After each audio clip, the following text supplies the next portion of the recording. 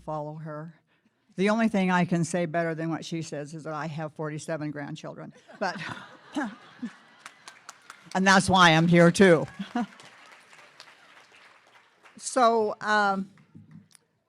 you know, in Utah, sad to say, because we were all Republicans almost there, we have passed two Article 5, calls for Article 5 conventions. One is a balanced budget amendment, and the other one is the COS resolution that calls for a convention for the purpose of limiting the powers and jurisdictions of the federal government, which is great because that's what the Constitution does. But we're going to have a convention to do that anyway. And so you can imagine how surprised I was, and even very confused, when this year, this last legislative session, we're looking at the bills, and there is another bill to call a constitutional convention, as they were calling it, HJR 9. What do we need this for, and what is this? Well, I'll tell you what, as I started to read it, I became even more confused and astounded. And that's when I called Janine and said, help. Can you help look up this information? So some of the things that Janine was talking about was something that already has happened, or they tried to make happen in Utah. And that is, you know, aggregation, you know, all of these calls. And I called Janine and said, what is going on? And so right in the bill is this, it says, this resolution demands, listen to that word demands, that Congress set a date and a place for an Article 5 convention for a balanced budget amendment. Utah, one state, was making this demand. Next. It said, this joint resolution demands Congress to call an Article 5 convention of the states. So does Utah have that kind of clout? One state was going to pull this off. Next. It also said that if you don't do this within 60 days after this passed, we're going to sue you. It's going to take like it, again, the state of Utah was going to sue them. Next.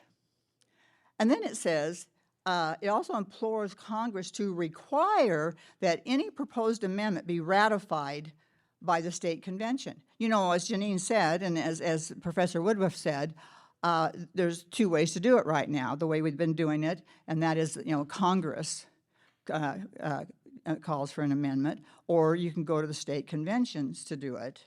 But then, in this case, they're talking about how the states should ratify.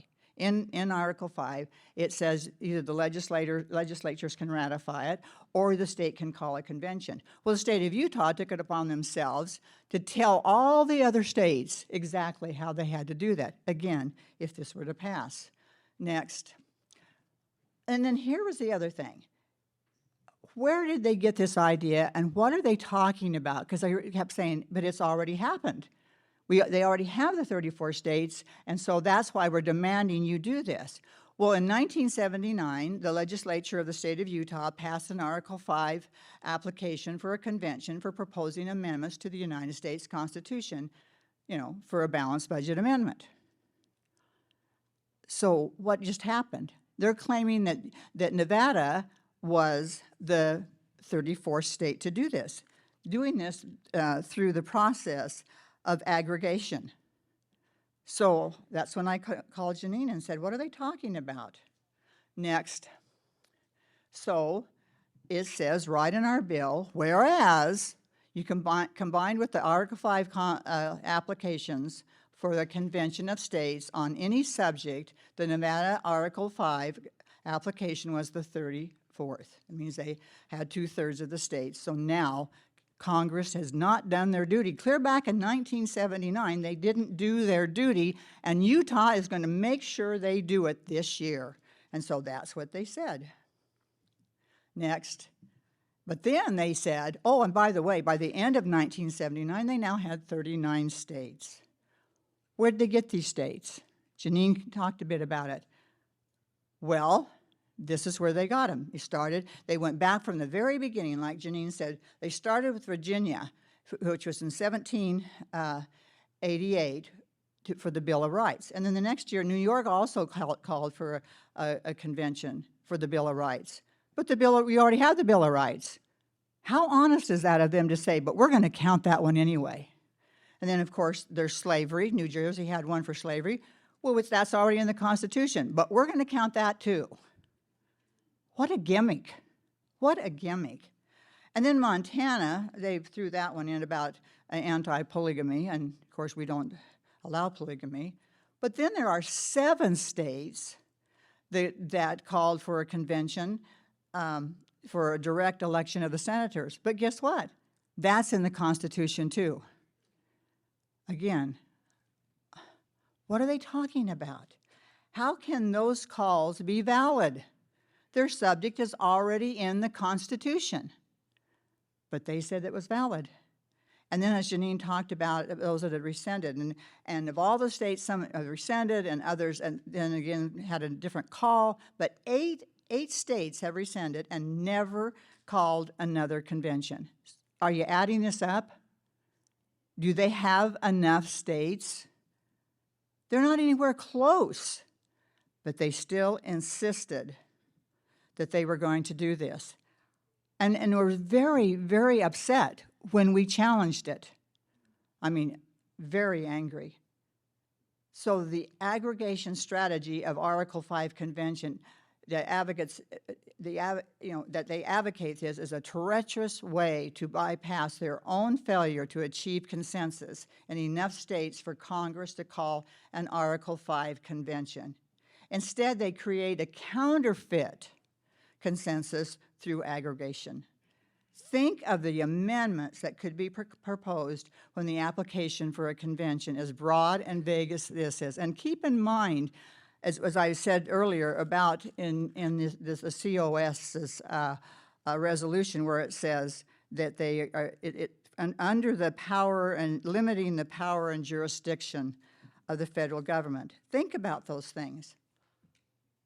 Because one thing people never, next, by the way, they never tell you about is how this process works. It takes what, 2/3, 3/4 of the states. That's what they always say, like Janine said, don't worry, nothing bad can happen because it's going to take 3/4 of the states. But what they never tell you is it only takes 50% plus 1 of the people in the state to vote for this. It doesn't take 3/4 of the people to vote for it. And so I'm looking at these kinds of things right now because with just a 50% plus 1, the legislators can commit their state to be one of the 38 states.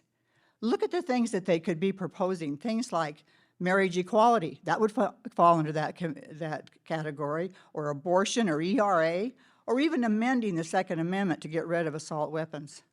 I can tell you right now in the state of Utah that if they had a marriage equality bill, I think our legislature or a convention of the people by 50% would pass it because everybody's fallen into that trap. We've watched it happen. We just watched it happen in Congress where almost 60 Republicans voted for that awful marriage bill. I won't tell you how our Utah people voted because I'm ashamed to tell you. So I know our legislature could do that. And look what happened in Kansas with the abortion issue. And I know ERA could get through that. So remember, and when you tell people this, it is not 3/4 of the people. Last week I was talking to a friend of mine who did support having a convention. And when I was discussing this with him, and that it only took 50% of the people, he was astounded. Everybody thinks it's 3/4 of the people. Remember this when you're talking to people. We need to be looking at the new arguments. Just as this group, and by the way, the reason that it's easier to work with the Democrats on this issue is they don't go to ALEC. Our guys go to ALEC. Right. And our guys are all caught up in COS on this issue, even though they're our friends. So please stay fresh on this issue, just like they keep changing. And remember that this is dishonest. This is a gimmick, and it's dishonest. And if our friends are getting involved in this gimmick, this dishonesty, we need to talk to them about it. We need to help them understand and help everybody understand it is 50% of the people that can give us and can ratify all these horrible, horrible amendments that will come from a convention. And just one, next please, just one last thing. Well,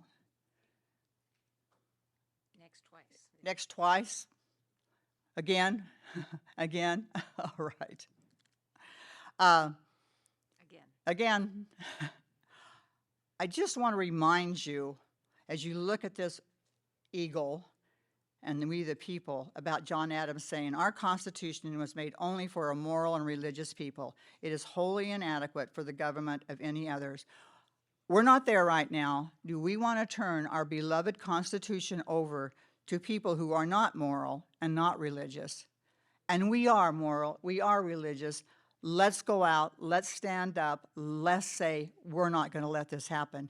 And go back to our friends who we know are good people. Ask for their time.